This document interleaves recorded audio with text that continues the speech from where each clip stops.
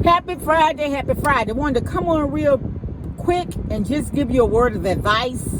Do not save your credit card information on any of your store online accounts, namely Walmart. I had my Walmart credit card, my 2 bank accounts, my fault.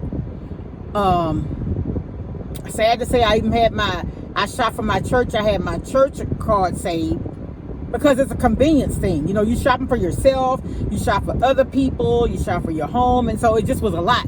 But I saved all that information and my PayPal account, y'all. But somebody was making purchases from my account using my different forms of payment and picking the items up in New York, and I live in Louisiana.